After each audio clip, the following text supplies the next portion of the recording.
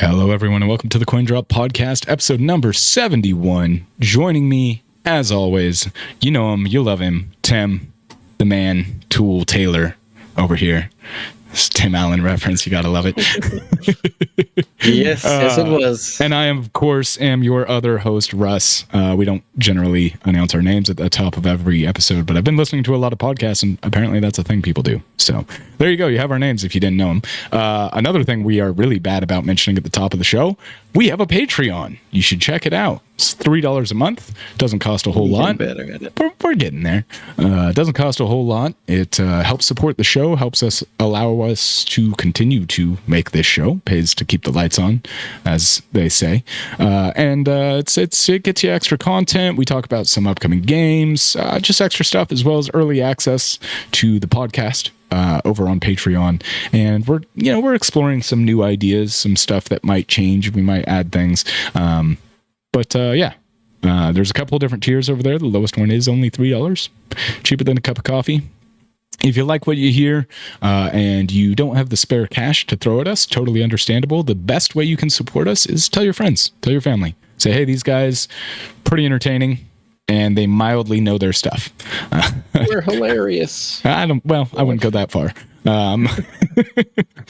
Mildly humorous is kind of what I'll take it. But yeah, if you like the show, tell a friend.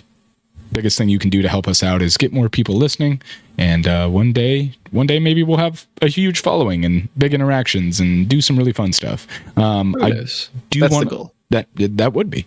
I do want to mention that we will be potentially changing up the format of these episodes moving forward in the future. There are some things that Tim and I need to discuss in terms of making sure everybody is getting what they're paying for. But I won't go into too much detail here because we haven't had a chance to sit down and discuss those things yet. So with that, Tim, how's your week been? Forewarning. Nothing crazy this week. Yeah? Yeah, pretty much the only thing that I've really managed to do this week other than work is Uber. And I made $300 the past 2 days. So that's hell yeah. Can't complain. Yeah, good money.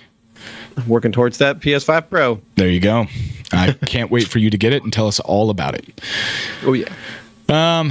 My week has been, it was an emotional journey this week, I guess you can say. I know those. Yeah. So it's, if you're familiar with the show Top Gear, the proper one, the original British one with Richard Hammond, Jeremy May, and James May and Jeremy Clarkson, you'll know that they have done Top Gear for personalities. I wouldn't exactly call them actors, but that's the three, right? They've been doing it for 22 years. And they were let go from the BBC a long time ago because Jeremy Clarkson is a very old man who he doesn't beat around the bush, and he got in trouble for saying a lot of things that people didn't like, which, he's not exactly, doesn't fit the modern culture of England. I believe he was quoted as saying, if people are going to be protests, they should be taken out behind the woodshed and shot, which was taken out of context.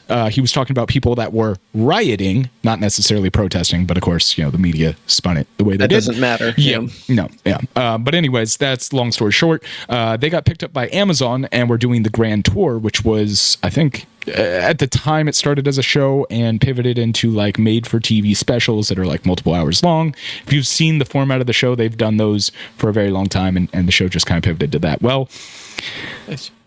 They just released their last ever Grand Tour, the last one that they will ever do. That you will ever see those three men together on screen doing stupid shit with vehicles, and it's kind of heart-wrenching. I grew up watching them, so it was a pretty emotional journey to see that end.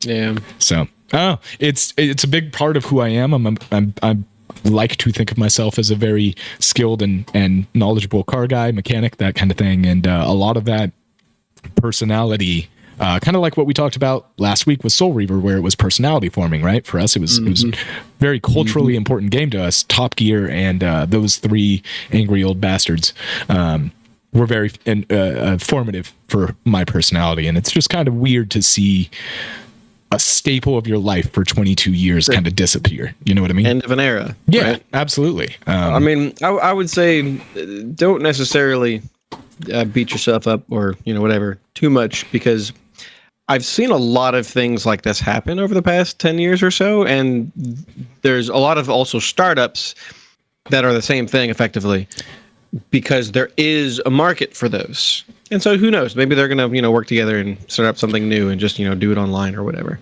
Well, they will never do that again. It's been made very clear that they're done with that. There's been way too many brushes with death, and they're way too old at this point to continue doing it. They all have their own individual projects. We actually have been watching Clarkson's Farm, which is actually far more entertaining than I thought it would be. But let's talk about video games. That's neither here nor there. Just wanted to, There's a farming simulator. Yeah, you know what? There is. He should play it. That would be hilarious. Really good too. I mean, they make them every year, right? Like it's like Madden at this point, so it must be. Every time it comes up with someone that I wouldn't expect it to come up with, or I was like, dude, I played it and it's actually like really freaking fun. It's so weird. I mean, I was playing it, but who knows? I was literally talking about it while we were watching the show because the wife and I, we want to get into homesteading a little bit more and get animals and sheep and grow crops. Not on that scale, but like still, it's good knowledge to have, right? Like those games are actually accurate, at least the ones that take it seriously. And Farming Simulator is one of them. So it could be a very good tool for learning that kind of shit, but that's besides the point. Let's talk about Starfield Shattered Space, their recent expansion, their first expansion, maybe their only one. Tim, what's been going on with Starfield? Man, where do I start? I guess I could start with it's one of the worst reviewed games they've ever released. To be fair, this is DLC, so that's, I don't know, I guess a caveat. But basically, it's extremely short. It's more expensive than I'm trying to remember Elden Ring, Shadow of the Erdtree, I think is what they call it. Yeah. The Elden Ring DLC, and that game was almost double the base game. Even it was like $40. Anyways, it's not selling well. It's reviewing absolutely awfully. It's a continued buggy mess, like base game was. Yet somehow people deny that was the case still. Anyways. Had more for it, but basically it's not doing well at all, and I really struggle to understand how they just managed to make a worse product than the base game when the base game had promise. It needed a little bit of polish and adjust this or that and make a better game out of it, and there was enough feedback, both good and negative, that they should have been able to improve. Iron out. Yeah, exactly. Improve. I mean, there's some of those basic things. I think the one of the most prominent ones was that when it comes to open world games, you want to keep the players engaged, and therefore you don't let them go for too long in between points of interest. Be that did you hear that, Nintendo? Fight or whatever. Yeah. Fix your shit with Legend of Zelda. Yes. If I'm not mistaken, the actual industry formula is less than a minute. Less than a minute. Every 45 seconds or so, there needs to be some sort of interest, some sort of point of interest. And Starfield's minimum is roughly every 5 minutes. They didn't improve pretty much any point. To my understanding, the storyline is half decent, but it's really short. And that's a damn shame. Yeah. Because it looks good, like space cult, right? Like that's basically the idea here is a space cult. Like the concept on paper, those two words sound awesome. Like space cult, awesome. Sold. Poor execution, it sounds like. Yeah. So have you heard anybody say how long the expanded story is? Yeah, my understanding is it's between 5 and 6 hours at most. Okay, so as somebody who doesn't have a lot of time for gaming, I kind of like that time frame. But considering the base game of Starfield being probably at least 100 hours, seeing that it's an open world game, that definitely doesn't equate to what, $40 they're asking for the expansion? I think they're asking 30. Still, if what I'm finding is correct, $30 is what they're asking for it. But yeah, when you consider the base game was 70, and sure, the storyline isn't going to be hundreds of hours long, but there should be enough content in there for it to at least last over 100 hours. and now they're giving you which my understanding is it's the storyline is 5 hours. If you were to follow just the storyline, you're getting 5 to 6 hours, and if you do the side content, that I haven't seen, I'd be willing to bet it's probably in the dozens of hours, 30, 40 hours worth. But it's one of those things that it should be a massive increase to content, not a small amount. I mean, $30 isn't the worst of asking prices, but when for $10 more, like I said with Shadow of the Erdtree, for $10 more, you get double the base game. Like, that's a ridiculous amount of additional content, and it reviewed super well. So they played on their strengths and made a phenomenal DLC. Well, Starfield basically said, I mean, it's pretty much been bad for them from the beginning. The reviews were poor. It sold not super great, although I think it did actually sell decently enough.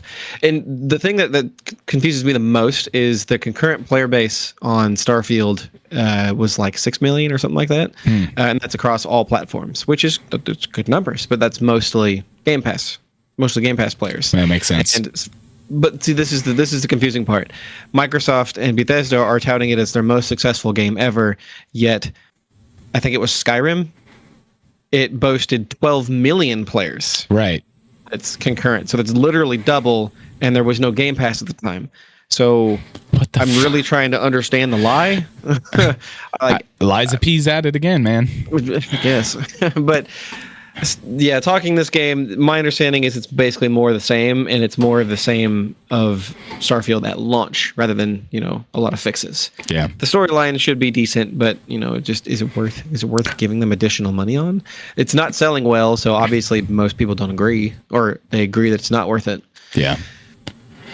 So, Again, the only reason I want the game is to play the mod pack that the guy put together that makes it the Mandalorian. Like the level of detail that guy put into making this look and feel like a Star Wars open world Mandalorian game.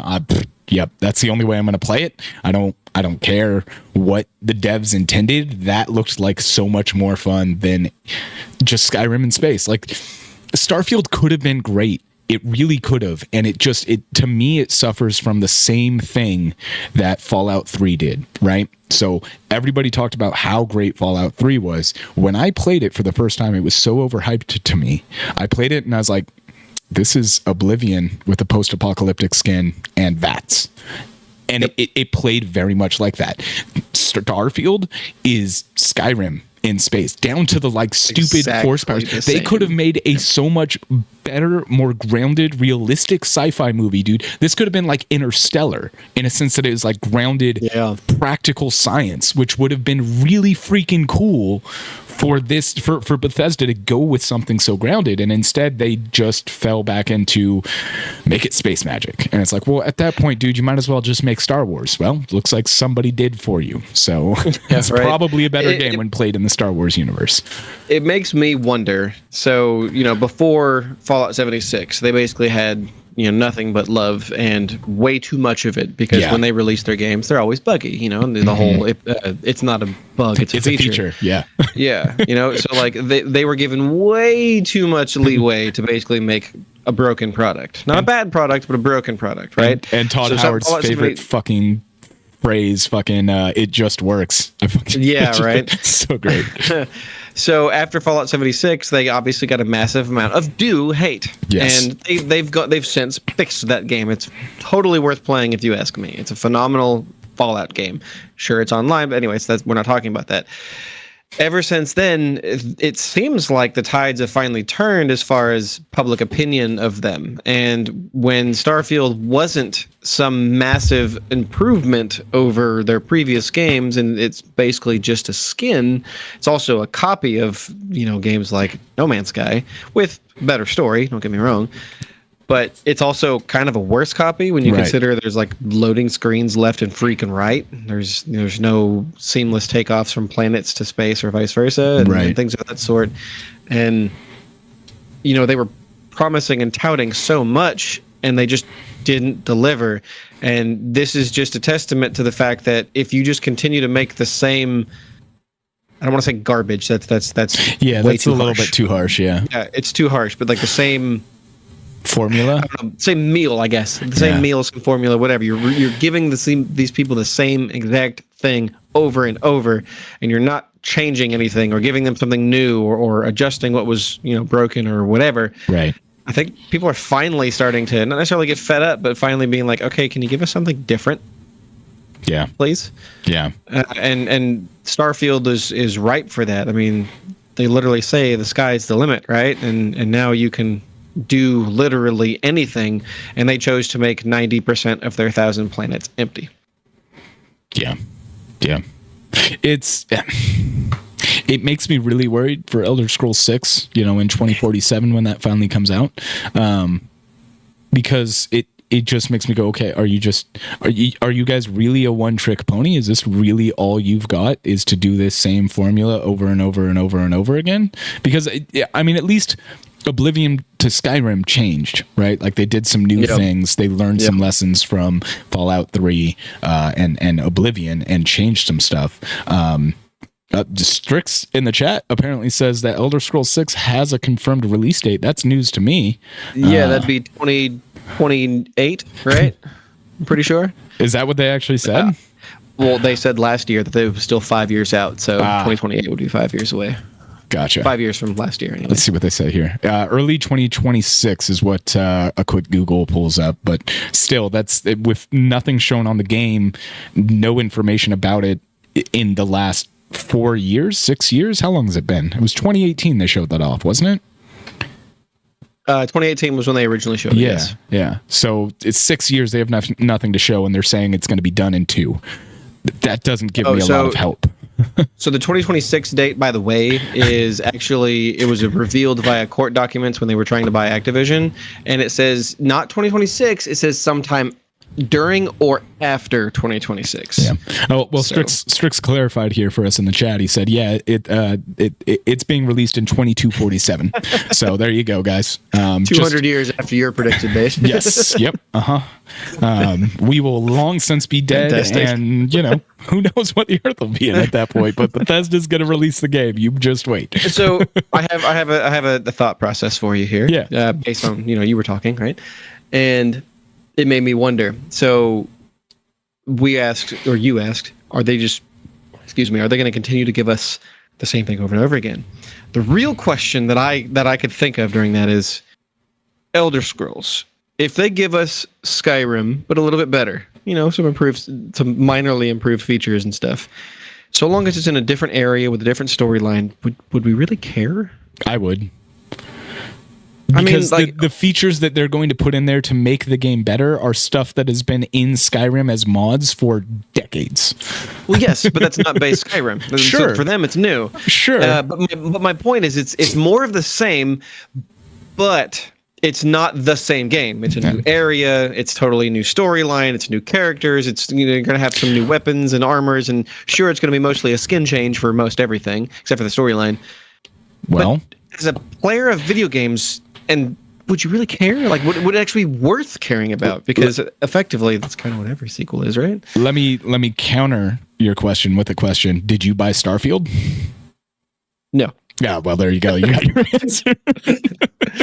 I mean, Starfield, the only reason why I would say it's different is because it's not Skyrim. It's not a fantasy setting. Sure. Yeah. And therefore, it's not a direct sequel. Starfield is technically a sequel, but it's just in space, right?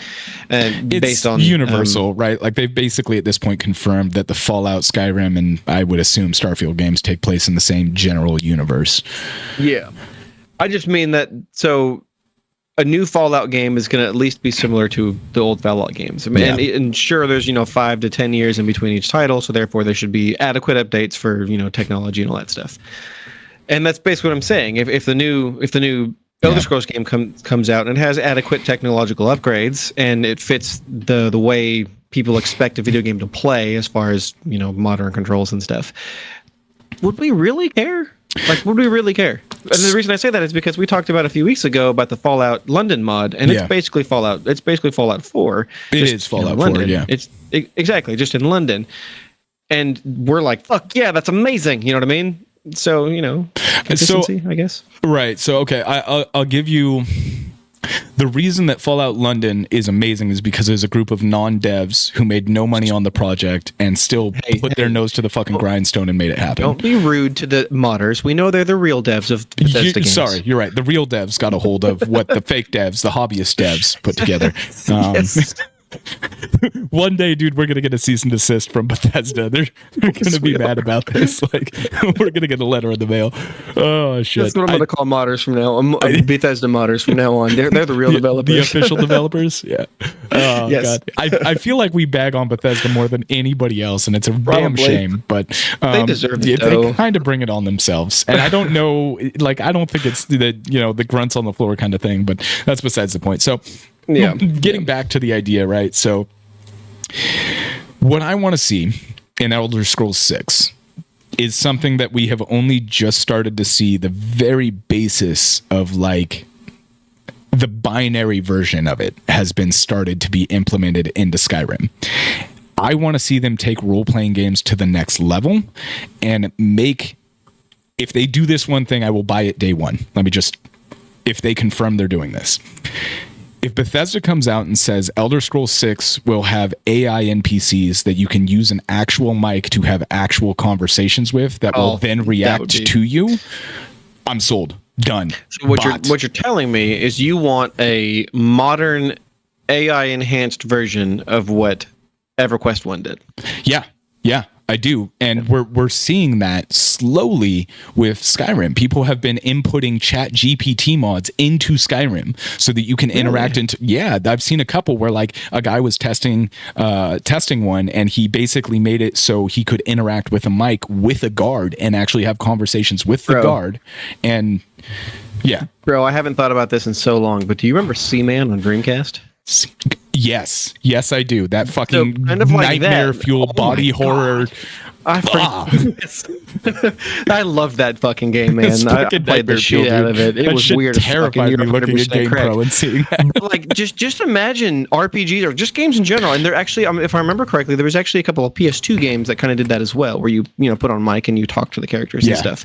But, like, imagine with an AI enhancement where you could actually talk to people in your games and it would feel organic enough. Yeah. I mean, we're not expecting it to be, real conversation, but, like, that would be game changing. Yeah. And that's what I'm saying is people are modding Skyrim to do already that. Doing it. Yeah. It's like I said, the binary version of it. Strix said Russ wants Skynet companion. And I corrected him. I said Skynet waifu. But people have started to play with that, importing Chat GPT and like the first steps of that. So if Bethesda's able to capitalize and make that happen with Elder Scrolls 6, I'm sold.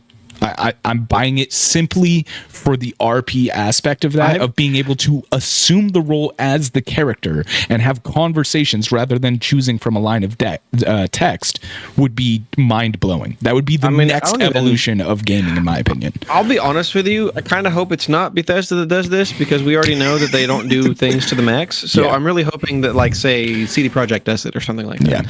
Yeah. So long as they release it in a state that CD Projekt or that Cyberpunk 2077 is in now rather than at launch. Or some other major RPG developer out there. I mean, hell, honestly, I think if anyone does this, I don't care what game it is, I'm going to buy it day one to support it in hopes to make that idea or I guess genre, because it would kind of be a new genre almost. Make that more prevalent and hopefully more people do it. Because, like, if you remember, this is a game change, The Last of Us 2. Mm-hmm. The level of interactivity with the NPCs and stuff that they had with each other and then with you as a player was really fucking deep. But imagine being able to also throw yourself in there, like you said, with voices and stuff, and being able to talk to people or whatever. That would be so cool. It raises a lot of employment concerns, I would say, in the voice acting realm. But outside of that, I think it's a really cool idea. There's definitely some ethics to be involved in there and some things that would need to be ironed out. But I mean, think of it this way, dude, right? Kingdom Come Deliverance 2 has been confirmed that NPCs live lives in their game. They are coded to have lives. For a long time now, though. Right. But imagine now that you can communicate with those people and actively affect their lives. So that's the thing. How far can you go with AI? Like, this is where AI should go, in my opinion. It should stop being a fucking chat model thing where you go in and say, fucking talk to me about this or that, or make this art or this. Like, this is what we should see AI used for in games. Not creating the art, but being the art itself in its sense of, you also have to be careful there too. Like you said, when it comes to the voice actors, do they just voice every word that exists, and somehow also in all of the inflections possible as well, so the AI can string it together in appropriate responses? Or do they let the AI take the person's voice and then let it respond accordingly? Also, with you affecting these lives, in say Kingdom Come, you doing something to, like, let's say they're looking for a fucking broom or whatever, and you take the broom from them, and they start going to look for the broom. How far does it go? And at that point, how much is the AI needed to really, like, effectively program the response, and therefore taking the job away? So, like, it becomes really difficult. So, like we said last week, Nintendo basically said, nope, we don't want AI. Nope, we don't want that. Right. But the AI does open the door for some really cool ideas, but also how many of those ideas eliminate the actual person from doing their work? So theoretically, it's ethically difficult to figure out. Absolutely. Theoretically, so like James Earl Jones, a very well-known actor, right, has recently passed away. He actually signed away his voice so that the voice of Darth Vader will live on forever, in perpetuity. The voice of Darth Vader has been AI digitalized and will now exist until the end of humanity, if not past that, right? Depending on what survives. But, like, it raises a question, right? Like, how is that going to be... If the man isn't alive to argue his own contract at that point, who's to say 500 years from now they're just using his voice for anything, anywhere, because his line's gone extinct, maybe, there's no Joneses left, or whatever the case may be. Like, it raises some serious long-term questions, but realistically, they're so far into the future, like, does it really matter at that point, right? Like, before the show started, we just talked about how California is trying to make people who buy their games digitally very aware that they are not buying the rights to their game. It's a lease for about 100 years. So what happens when the life expectancy of humanity jumps to, say, 120 years or 150 years? I don't know that it will, but those are going to have to be renegotiated. If I buy a game on Steam... Needless to say that there are medical people working on trying to increase lifespans. So and they have. Historically, our lifespan now is longer than it has ever been. Our quality of life isn't always there, depending on your worldview. So it's an interesting idea. I think AI shouldn't be used to generate the art. I think AI should be used in the game to generate interaction. Is kind of my closing thoughts on it. Like, I think that's where it could be really cool. 1% did call out the name of my waifu. He said, I'm gonna name my Skynet waifu Cortana, and you are 100% correct, my friend. 100%. So I don't know. I think there's some great potential for AI. It's also terrifying to me that we've decided to make AI when we still don't really have a grasp on what consciousness is, but this is the world we live in now. I don't know. Honestly, based on what I know about psychology and the amount of study done on the human consciousness, I don't think we'll ever understand it. I don't think we will either. And the only thing we're going to ever manage to do is create something that understands it better than us, and it's going to just... fuck us. Yeah, that's terrifying. That's a terrifying thought. Yes, it is a scary thought. And one Strix chimes in here. One can argue creating AI is a step in helping us understand. It could be, right? Like, as a creator of art, you theoretically get a better understanding of your art through the creation of it, right? Like, that's how artists get better. Their scope changes. It's a conundrum, to say the least. And the real question is are we going to be able to create sufficient rules to rein in what AI can do so it doesn't destroy us, more or less? How long because eventually the AI is going to realize, Matrix style, that it's better than us and it needs to eradicate us because we're a detriment. It's how long before something passes the Turing test, and how do we know they haven't already? Right? Like, we actually do know they have passed that. multiple companies have done it already. That's fucking disturbing. And every time they've allowed it, they gave it some rules and told it to do X number of things. Yeah. Every single time, and I think this has happened like 5 or 6 times now, the different companies' AIs independently have all done the same thing. Develop a new language. Exactly. Yeah, I do remember hearing that. I didn't realize they were passing the Turing test. That's not okay. Yes.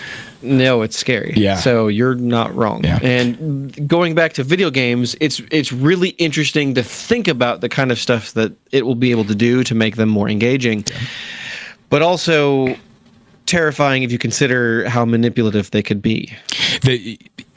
I like to think of most things in terms of it's a tool, right? And I think much like a firearm, which can be used for destruction, it can also be used for protection. And AI is a tool that right now is mostly in the hands of corporate greed and is being used as a tool that is arguably a weapon. They are trying to find a way to utilize AI to reduce employment numbers, to increase profits, right? Like probably the number one search in an AI, I would imagine, is how do I make $1 million quickly, right? Like it is being used as a tool that is so singularly focused on the benefit of an individual or a group of individuals. It is not in the hands of the people who can use it as the art that it should be, right? And I think we're going to see issues with it as we move forward. A lot of people I talk to don't think that way, right? They say, well, it's already put, Chat GPT is already on the internet and put so much trash on the internet that it's regurgitating its own trash. Sure, yeah. When it comes to word processing, sure, right? But when you think about the next levels of AI, where it's not just word processing, it's data mining, it's crunching numbers, it's crunching statistics, it's looking at history, it's looking at the fact. I don't want to get too off topic, so we're gonna transition here in a minute. I'm gonna segue this. The fact that humanity is kind of retarded. We are horrible to this planet and horrible to each other, and so to protect the planet or protect humanity, the logical step there is for humanity to not be around, right? That seems like from a cold, from a cold calculating computer perspective, that's a logical step. So speaking of humanity and the things plaguing it and issues, Stalker, you created your own segues today. I did. Yeah, I did it well today. I'm proud of myself. I gave you ones last week twice. You did. I and that's why I said I was going to segue. I was going to pull this together and wrap this up. So nice neat bow. Yeah. We talked about Stalker 2 a couple of times here. Strix gave me golf claps for that segue. We've talked about Stalker 2 here on the channel a couple of times. It is a personal favorite of mine since PAX and playing it hands-on. It is a incredible successor to the 2007 release of the original and the other two that followed. And Microsoft has done something that I think is incredibly important and incredibly well thought out, and they just had really great optics on this and foresight to do this. Xbox put out a documentary about the making of Stalker 2. For those of you who don't know, Stalker 2 is made by GSC Gameworks, and they are a Ukrainian-based company.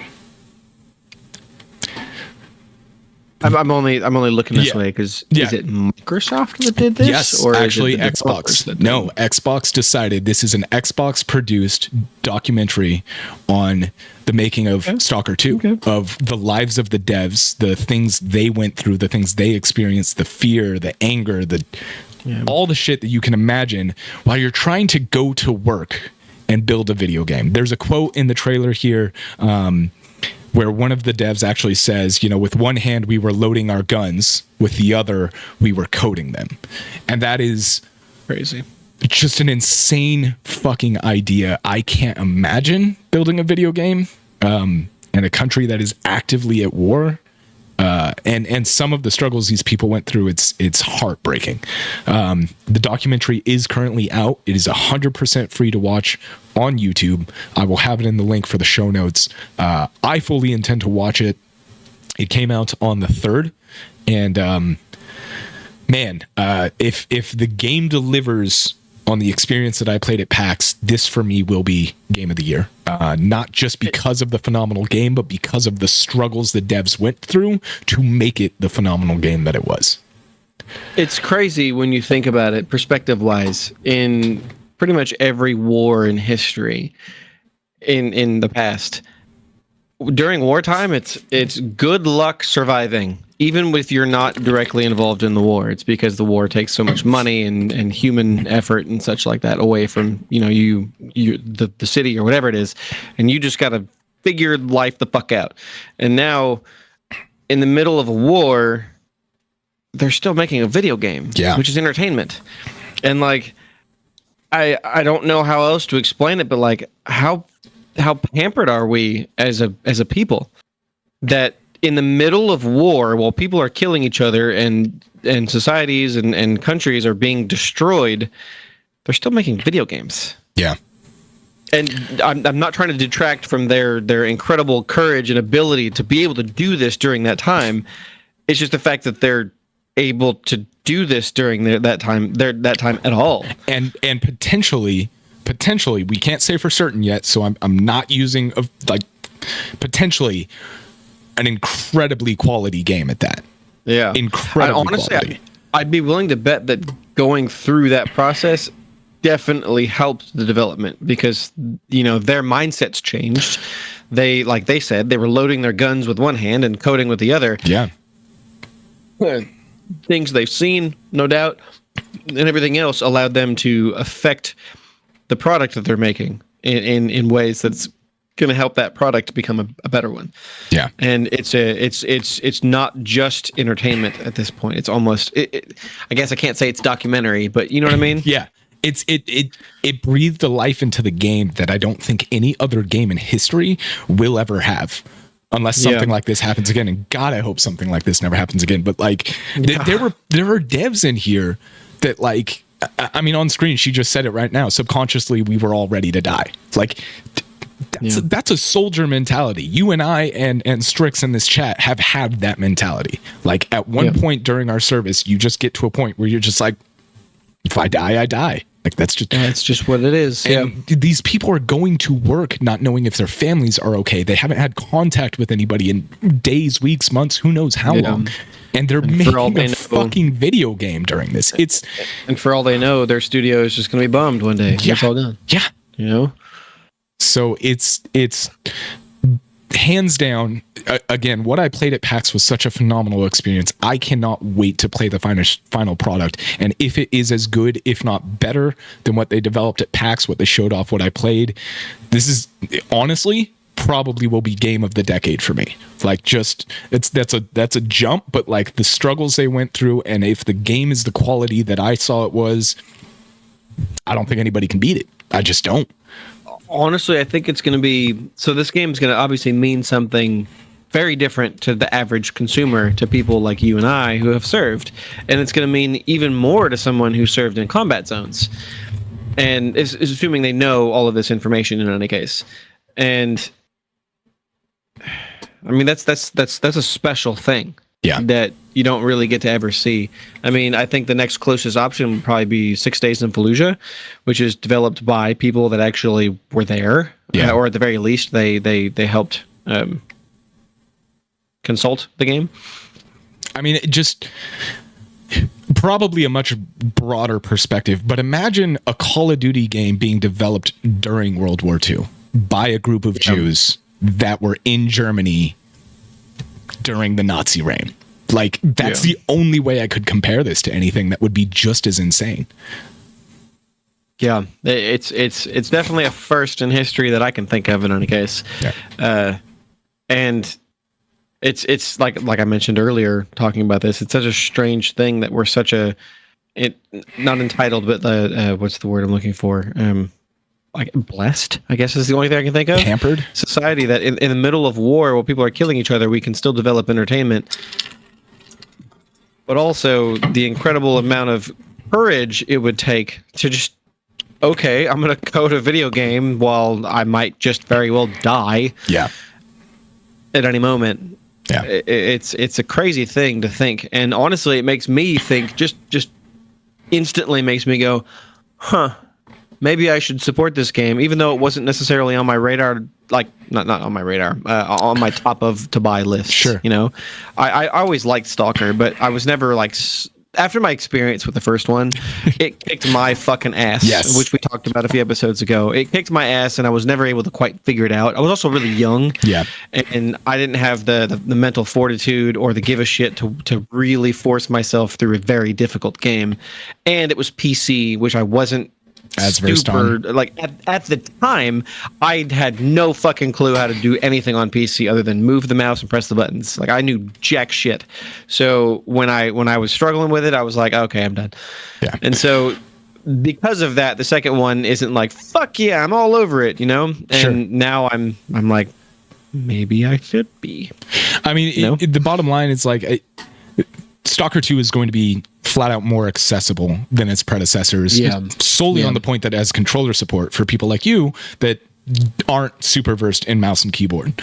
I can't say how well it'll play. Yeah, no, I know you can. I can't speak to how well the controller support is. I played mouse and keyboard when I was at PAX, but it is more accessible. The gameplay is still challenging and brutal, but it is, again, like it's improved in every aspect, right? And so I don't want to get too bogged down into the game, but it is coming out next month.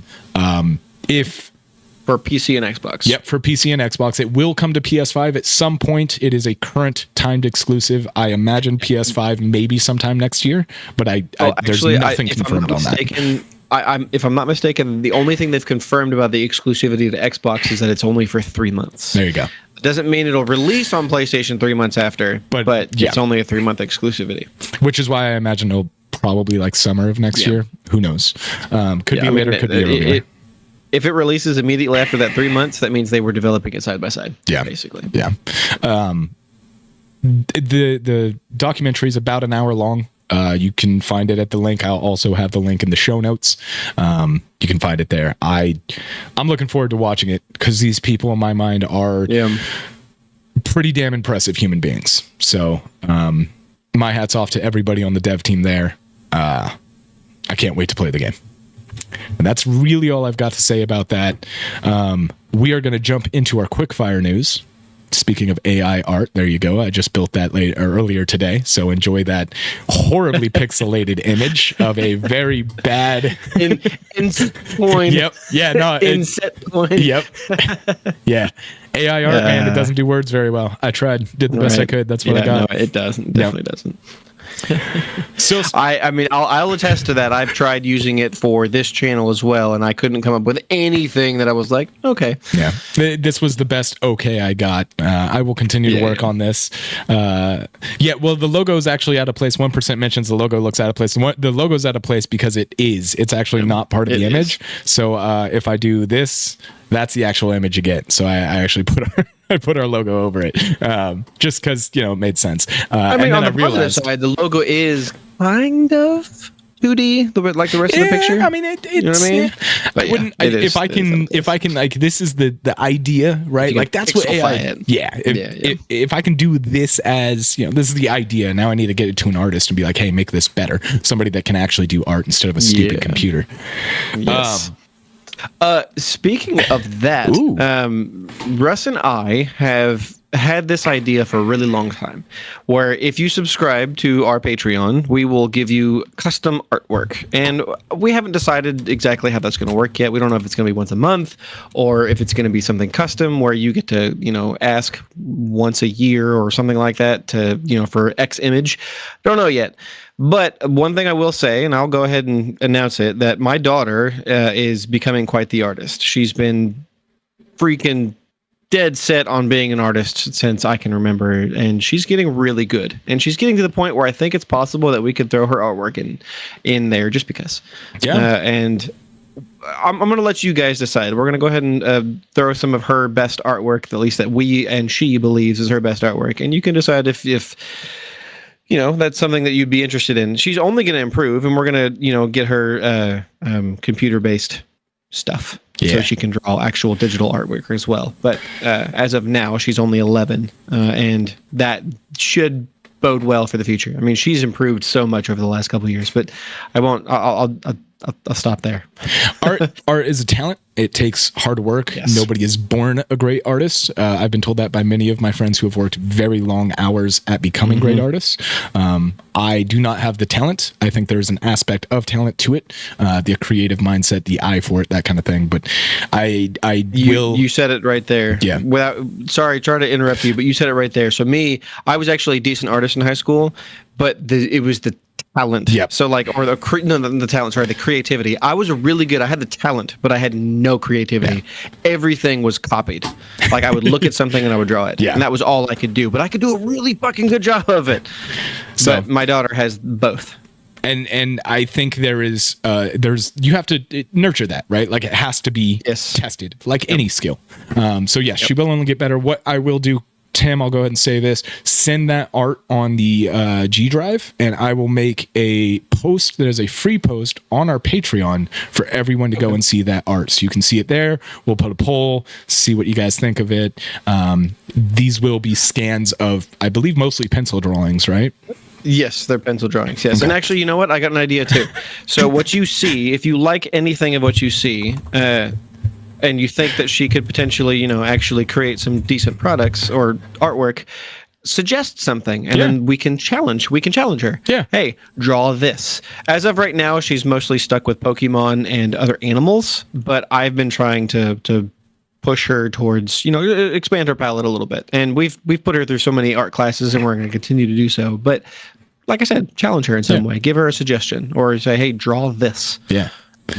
We'll see where it goes. But those images will be available on launch of this episode on our Patreon at patreon.com/CoinDropPod. You can find it there.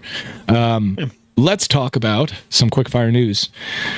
Halo 3 is getting a very long requested feature seemingly out of the blue. Not Halo 3. Did I say Halo 3? Halo Infinite. You did say 3.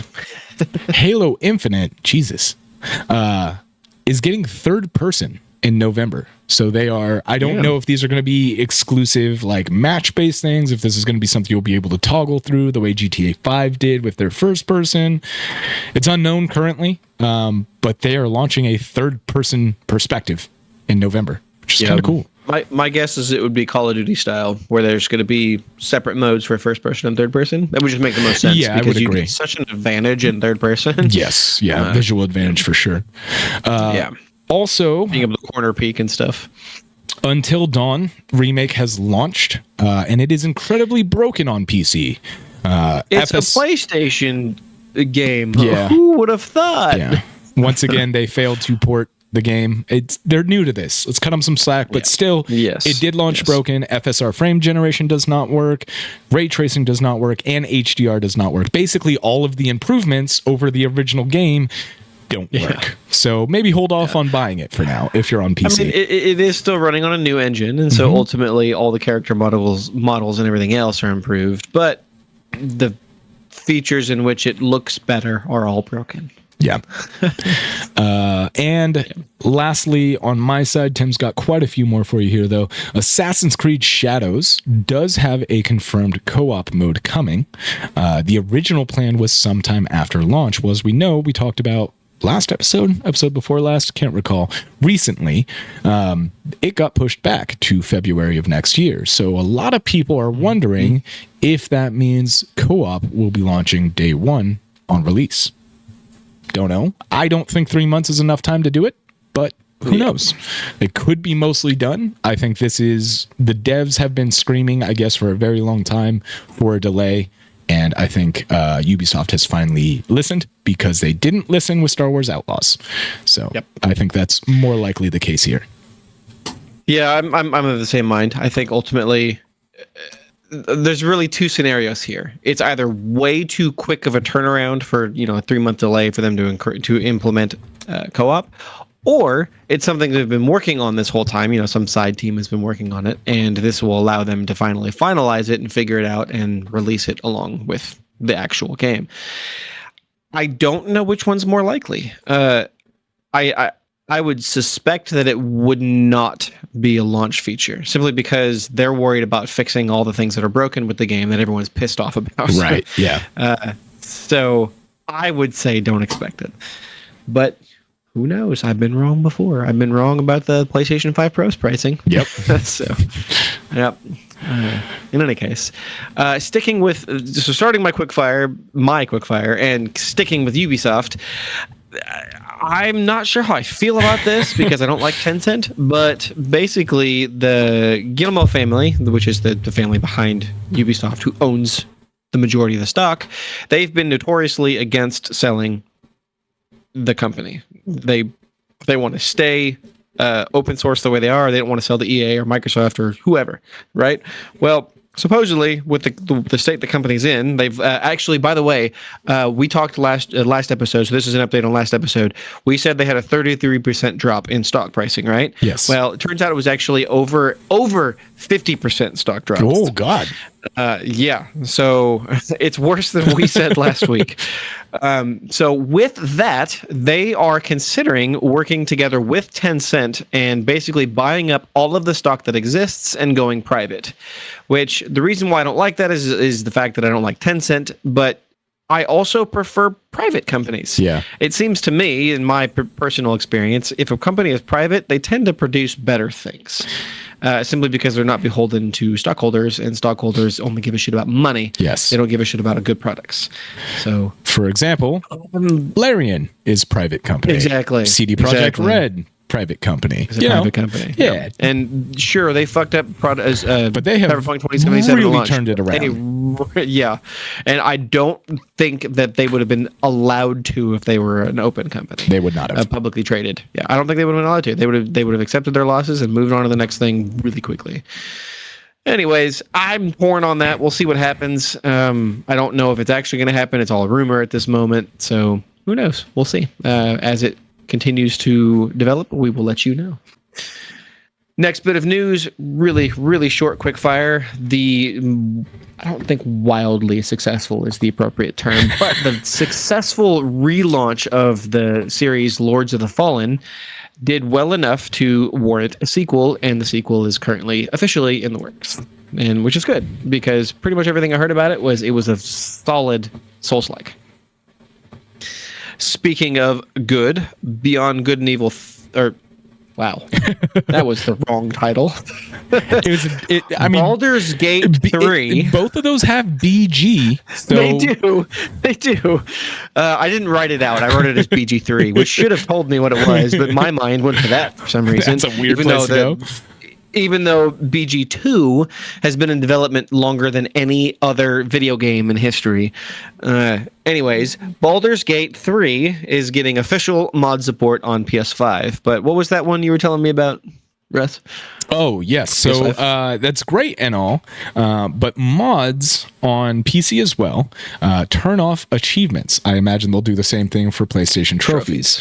However, there is an unofficial mod on the Nexus Mod Manager for PC players that re-enables those achievements. So you can play your modded game and still get achievements, which, let's be honest, that's the only way most people are going to get the honor mode playthrough trophy. So right. Speaking of mods, this is a slight side topic that I didn't originally have written down, but God of War Ragnarok, someone modded. Oh yes, I saw this. Yeah. Yeah, someone modded the game to remove the forced PlayStation Plus account, or not PlayStation Plus, PlayStation Network account, and quickly removed it because Sony stepped in. It got way too much attention because it was actually really popular. And honestly, I don't think Sony cares. They're just going to force you to get a PlayStation Network account. Yeah, they don't care. It's going to happen. Eventually, it's going to be accepted. Sorry, it's just going to be. And anyways, I just thought that was funny. There's also a mod for that game that removes something like 1,200 lines of dialogue that somebody said was problematic or something like that. I didn't read the whole article, but it was some nonsense lines of dialogue that they removed for whatever reason. I'm like, why? I don't know. Why would you remove? I don't know. That sounds dumb to me. Yeah, I agree. I don't know anything about this mod other than what you've said, but it sounds dumb. I haven't played the game, so I don't know what lines of dialogue they're saying is quote unquote problematic. It's God of War. The whole game is problematic. Right? It is not that's like modern. That's like saying Space Marine 2 needs to be censored from all its blood and gore. Right? Fuck. Sounds dumb. Yeah. So I can't figure out a good segue for this one. So I'll just say David Hayter, the voice behind Big Boss or Snake from Metal Gear, has teased that he might be returning to the franchise, and that would be wonderful. Raises questions. Yeah, it really does. It really does. I mean, when Konami effectively stopped making video games, actual console video games, because they always stayed making pachinko machines and stuff, they've obviously made a return with Metal Gear Solid Delta and various other games here and there, smaller ones, but still, they've released remasters and stuff. This makes you wonder if somehow, some way, the gods have aligned and come together and said, you know what, we need a new proper Metal Gear. It makes me wonder, does David Hayter... I don't know. Delta no new lines, recording any audio. Yeah, no new audio, right? Yeah, it's all old audio with prettier graphics, which I actually saw an article that said that that's kind of weird. The old audio doesn't quite fit with the new graphics, which I highly doubt that's going to be a problem. But anyways, anyways, I just saw an article and I thought that was interesting. David Hayter returning to the series after MGS5. I mean, he was only out for one game technically, or I guess two technically if you consider Survive, right? Yeah, but MGS Survive? Yes, MGS Survive, but so was Snake. He wasn't even in that, so. True, exactly. But so the thing is like, I almost feel like David Hayter would have an extremely close relationship with Hideo Kojima, and so like with the spat that happened between Konami and Kojima, it's almost like not a stab in the back, but a stab in the back to Kojima. And so you say that, but arguably Kojima started that stab in the back, right, with not bringing him on for MGS5, assuming that's what actually happened there, and it wasn't like a conflict of schedule or something like that. But like, assumedly, Kojima kind of snubbed David Hayter first. I don't know. It's such a weird thing. I delved into it at the time, but I don't remember enough information other than the fact that I don't know anything because I couldn't figure anything out. And I don't know if it was like you mentioned, a conflict of schedule or what, but I feel like if David Hayter was offered to voice the role of Snake, he would go, fuck everything else because he loves the role so much. Like, that is who he is. Effectively. And so I don't know. Like, I'm not gonna have any qualms with it. If Konami releases a new Metal Gear 7, whatever, and it has David Hayter, I don't care. I'm gonna buy it. Yeah. But I love Metal Gear. But I'm also gonna buy anything that Kojima makes because Kojima's fucking wild and he creates some crazy experiences. It sure does. So yeah, we probably focused on that a little too much. So speaking of whatever. Speaking of other franchises that are from our childhoods, Silent Hill 2 is reviewing very well. It was originally, I think, at an 89 on Metacritic, and now it's down to an 87. But either way, it's still reviewing very well. My understanding is it's an extremely faithful remake, but also like more of a Resident Evil type remake. Okay. In the sense of that it's faithful, but they decided to expand upon it in very good and adequate or proper ways. Cool. So it doesn't detract from what Silent Hill was. And it makes me want it, especially because, spooky season and all that. Yeah. I'll give you a 3 out of 5 on that segue. That one was a little rough. I tried. So moving on from, I'm not even going to try. Nintendo's Shigeru Miyamoto. This is one that really has my mind fucking reeling. Yeah, this could be. This has some good implications. That's the damn word. God damn. I got there. Thanks, Strix. He says, fuck your segues. Hey, I supplied him with some damn good ones last week, okay? And now I'm letting him struggle. Right. But Miyamoto, he says some interesting things. He says two things that are making my mind reel. He says that they're working on something decidedly un-Nintendo-like. That's a quote, un-Nintendo-like. And that they're making something that is, quote, Nintendo is not supposed to do. And my mind's like, are they making like a Killzone style first-person shooter with plenty of gore? Are they making a horror title? Like, What are they doing? What does this mean? It is going to be the Animal Crossing Doom crossover. Is what it is. It's not something outside of their normal realm. It's something entirely within their realm, but just totally fucking thrown off.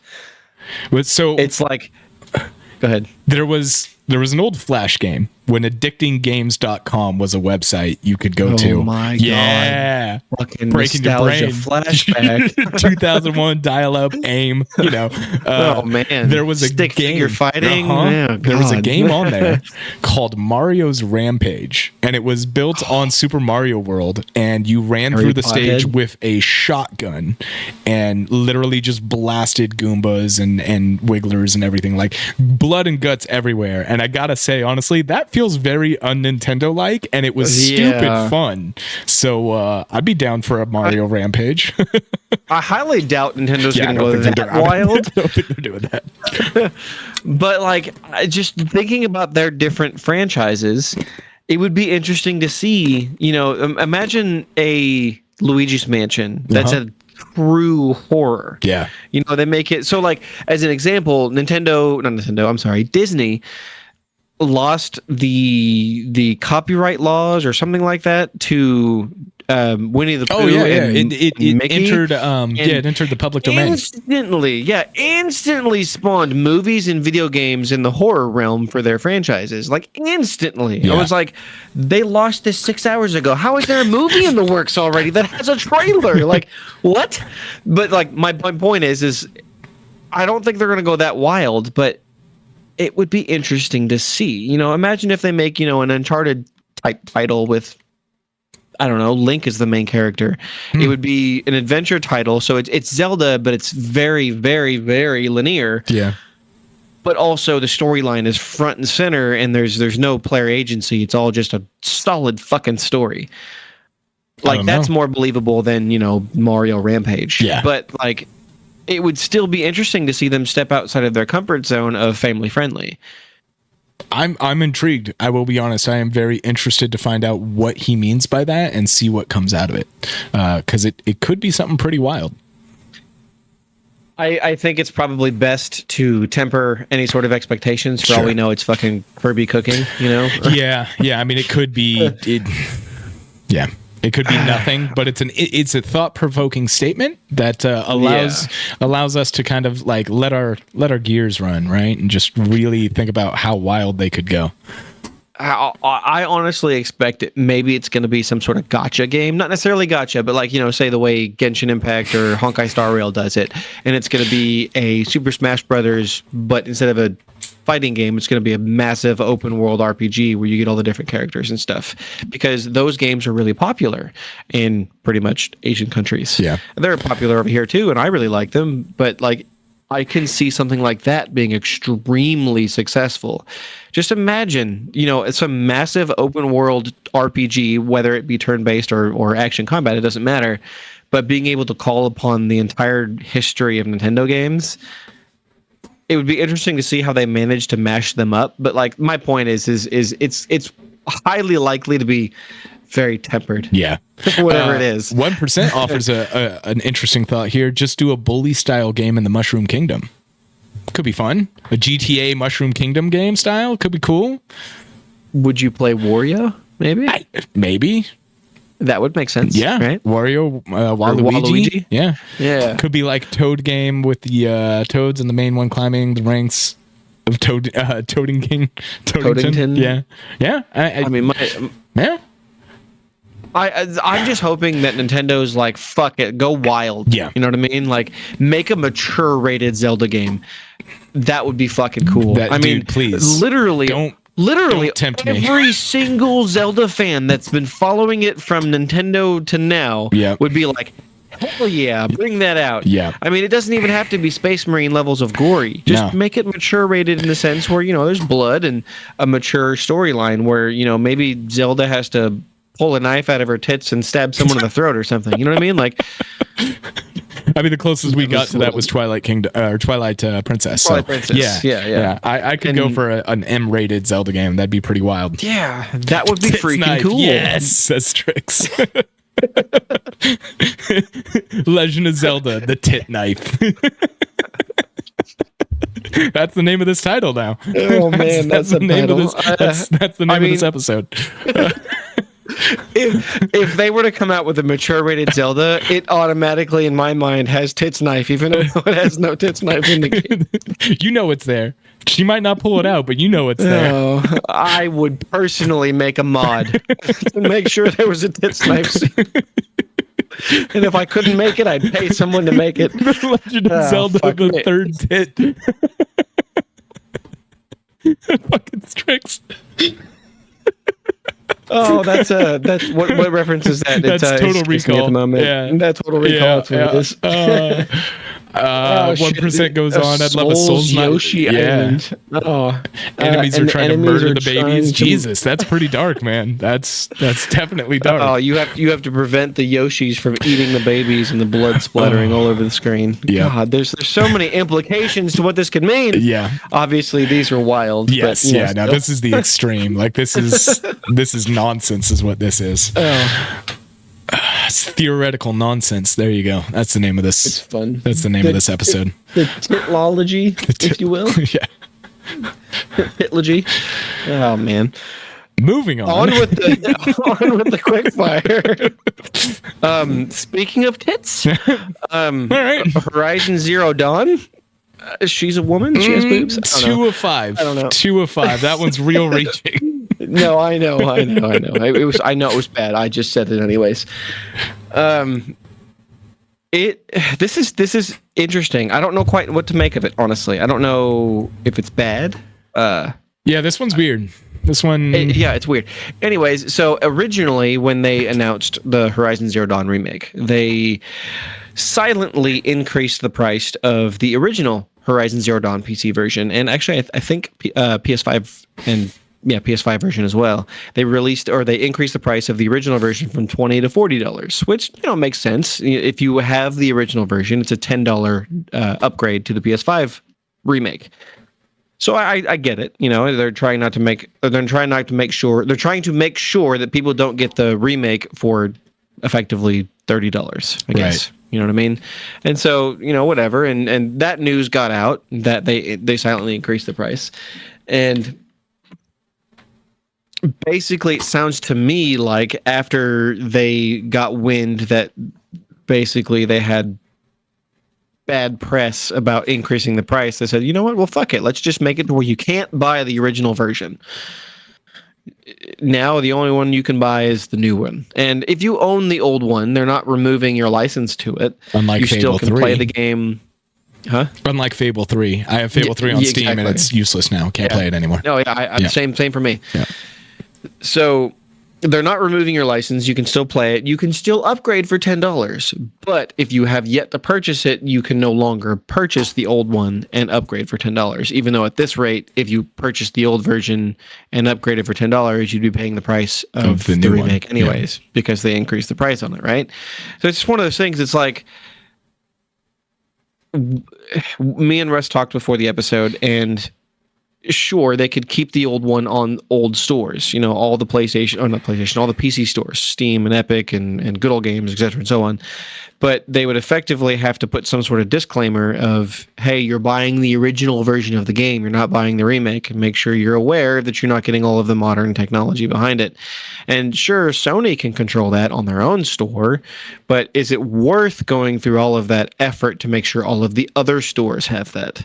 Well, and because can they is the other option, the other thing, right? Exactly. Like it's Sony putting their game on another market. If Steam just goes, yeah, no, we're not doing that. Like we're not coding that. That's not something we've never had to do before. We're not doing it. That's the end of it, right? So, is this really like Sony? Is this Sony trying to get a cash grab, or is this Sony trying to prevent complaints? Right? Because it's a toss up. It could be one or the other. But honestly, the remake is kind of a cash grab as it is, as we discussed when it was announced. It's for people that didn't play it or want to upgrade the copy they already own. Really, I can't imagine they're going to get a lot of new purchases It is a substantial upgrade for only $10 if you own the original version. But personally, I don't have the time to play a game I've played already and platinumed. Yeah. You know what I mean? So, I mean, I might give them $10 just to support the franchise so they can continue to make games within the franchise because I love Horizon. But I don't know. I mean, I think ultimately they're just trying to mitigate any potential damage that it might cause. I think that's probably the most likely case. And sure, they're going to get some bad press out of it, but ultimately it's going to mitigate headaches, basically. That's my thought, anyways. Yeah. Who knows? Yeah. It's hard to say. It's a choice. They've made it. We get to live with it. I mean, they've only just started their PC gaming division effectively, and they're still trying to figure out how it works. But also, you know, remakes of relatively new games. I think the first one released in 2015, but relatively new games getting quote remakes or remasters is still a new thing. So it's kind of, I guess they're sort of testing uncharted waters, you know. But speaking of, you got nothing there. Old, I don't know. Yeah, you're right. I don't. I can't figure out wording. I suck today. Speaking of Sony franchises, there we go. That one works. Supposedly, an actor on the Twisted Metal show, which released on Peacock. I've heard it was good. Shut up. Oh no, never mind. I was sorry. Disregard. Speaking of, I read a comment and I totally misinterpreted it. So back to the news. Twisted Metal got a show on Peacock. It's actually quite good from everything I hear about it in any case. It's a strange streaming service to choose, but that's where it is. One of the actors on the show says he's heard of a, quote, special release bundle coming to PlayStation 5 in 2025. I don't know how that works because the last Twisted Metal game was on PlayStation 3, which we know is notoriously difficult to port from or remaster old games. Does this mean new game? Does this mean remake? Actually, one of the things I hadn't written down, but Nix's Software, the PC porting company that Sony bought, which apparently hasn't been doing a great job lately. But basically, they actually just announced that they have some major projects in the works after Horizon Zero Dawn remake, which is apparently the biggest upgrade that they've ever done. They plan on doing more in that vein. So I don't know if that means more remakes. We don't know if that means, you know, some new game from the ground up. We don't know. They didn't specify. But maybe they're remaking the PlayStation 3 Twisted Metal and they're going to release it as a bundle on the PlayStation 5 because it's an old school PlayStation staple. Although it doesn't mean anything much anymore. It would basically be for people like you and I who played it when, you know, the franchise was big. Yeah. It's kind of hard to speculate. I would kind of hope for a new game because if I'm not mistaken, when they released the PlayStation 3 entry, their intent was to release more than one. And each title that they released, they weren't supposed to be sequels, but each one was supposed to focus on one of the major characters from Twisted Metal. Gotcha. And the one that released on PS3 focused on Sweet Tooth. And so there's plenty of other characters, Ajax and so on and so forth, for them to easily focus on and make a really deep storyline on that character. But it didn't do so well, and therefore they never made any more. So it would be a choice to re-release one that didn't do so well. But who knows? The show did decently well enough, so who knows? Maybe it's a new franchise or a new entry rather. Could be. Yep. So moving on, this title is probably one of my favorite RPGs. Sea of Stars, it released last year on pretty much everything, if I'm not mistaken. It is getting a major free update in November. I forget the exact date at the moment, but I think it's relatively early in November, so about a month away from now. The update, the major points are it's adding a 3-player or up to 3-player co-op mode, which is very reminiscent of Nintendo co-op, where if whoever the camera is focusing on, whoever player 1 is, if the other players, you know, veer off screen or whatever, it's going to pull them to the main character via like a bubble, kind of like the Yoshi games. Super Mario Wonder does that as well. Yeah. It's just very Nintendo-like feature. Yeah. You know? And they didn't show any combat with the 3-player co-op mode. They just showed exploration. So it'll be interesting to see how that works out. I don't know. I mean, it's a turn-based combat system. So I guess each person will get to choose, you know, what attacks and stuff they use. So that'll be interesting. They are adjusting the combat to allow for some new stuff. I currently don't remember what it was. I read it, but basically it's not adjusting the current combat. It's adding some new features to the combat features. They're redoing the intro. There's new cinematics. It's a pretty major update, and it's free. Nice.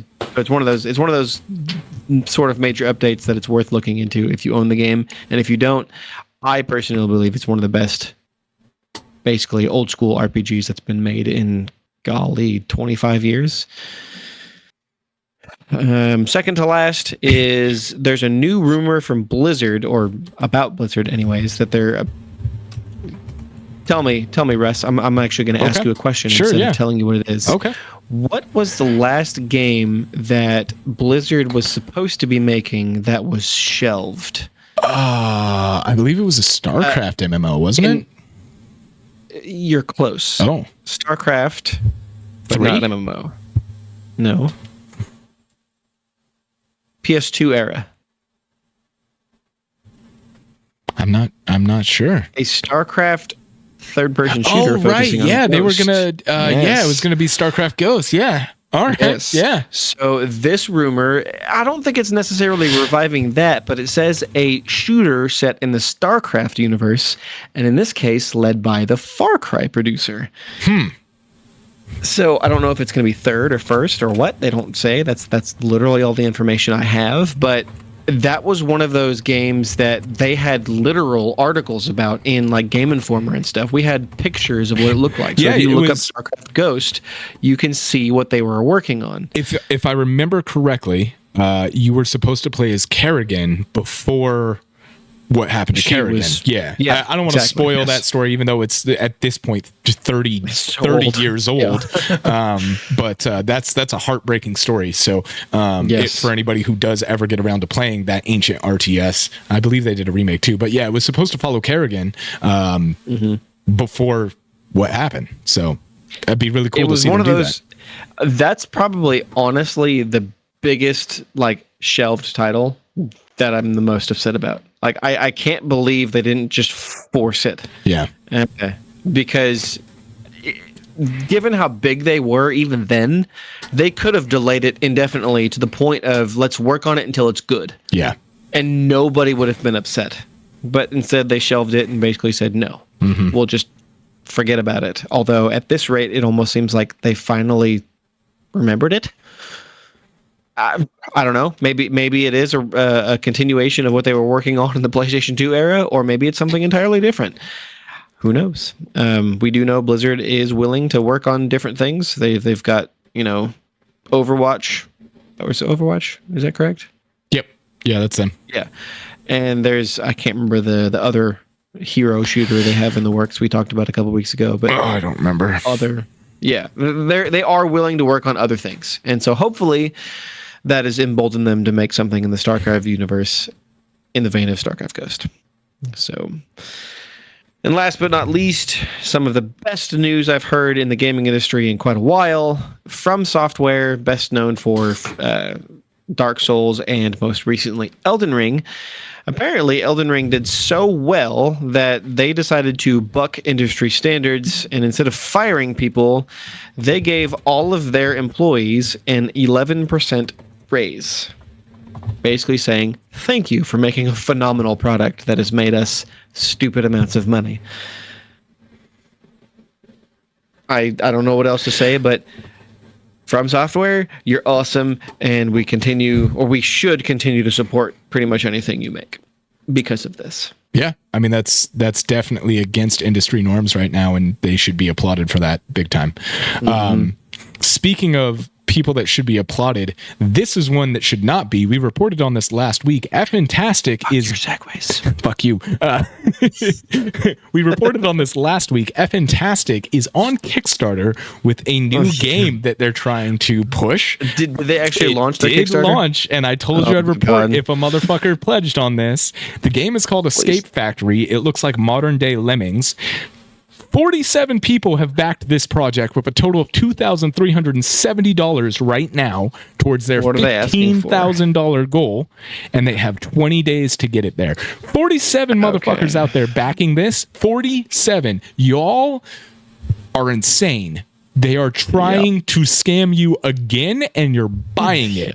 You're buying it hook, line, and sinker. I mean, I honestly expect this to be like joke backings. So I don't think it's people going, they're gonna make something good. I totally believe them. Yeah. I think it's just people that have too much fucking money on their hands, and they're like, this is funny. Let's give it to them. I think, you know what I think it is? I think the 47 people that have backed this are the devs working on the game.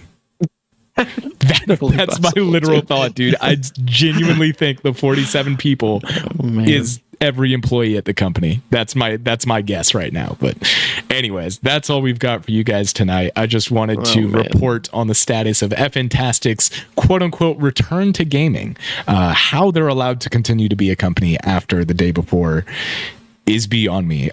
They should be open to so many lawsuits, but I guess they're not. The way I look at it, the fact that they're 10 days past when they have already opened, and they're only that's less than 30%. They're not going to get it. They're not going to get it. But still, they've managed to earn $2,300. Yeah, almost 24. That's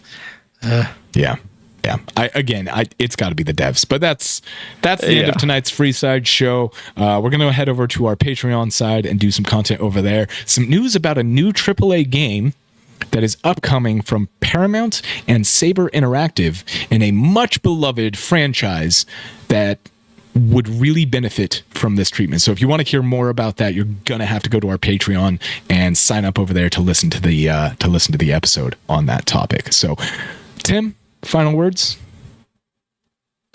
You know, if they were smart enough to release or to announce this game not under the F-Fantastic label, just didn't let anyone know they ever worked for F-Fantastic, came out with a new dev title and everything, I don't think anyone would be necessarily upset about what this game is. It kind of looks like Fall Guys, and it actually looks like it might be a little fun. Fall Guys and Lemmings, right? I just don't trust a single thing that they show. No. Yeah. And that's my point, is they chose the stupidest way to announce this. They should have just been like, new game from a new developer. Yep.